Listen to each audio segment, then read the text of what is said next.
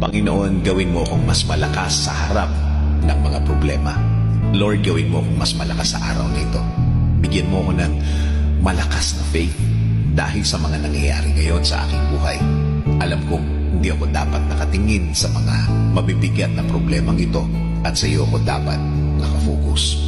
Ilagay mo sa aking puso at isipan ang iyong pagmamahal at pag-aalaga.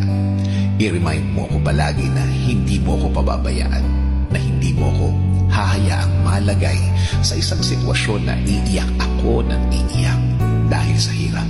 Alam kong babaguhin mo ang bawat araw ko. Alam kong ang lahat ng ito ay hindi magtatagal, magbabago at magbabago ito.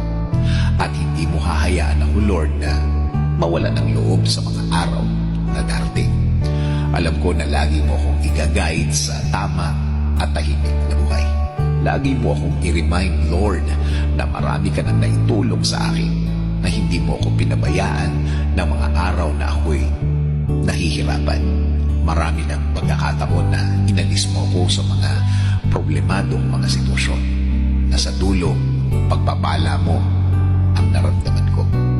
Alam ko this faith of mine can move mountains, na hindi ako dapat papadaya sa aking nakikita, na dapat mag-focus ako sa iyong blessings na laging available para sa akin at sa aking mga mahal sa buhay.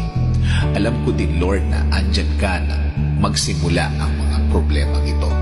At alam ko na nakikita mo ang mga problemang ito mula nang ito'y magsimula.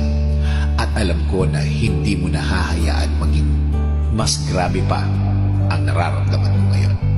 Wasak-wasak man ang mga nasa harapan ko, alam ko mabubuo ang lahat.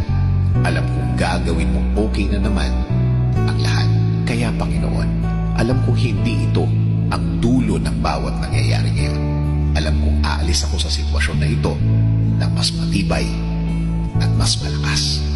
Alam ko rin na mas matalino akong lalagpas sa sitwasyong ito. Alam kong marami na naman akong matututunan.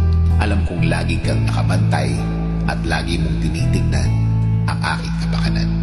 Kaya maraming salamat pa din sa araw na ito. Maraming salamat dahil alam kong ikaw pa din ang may kontrol ng lahat.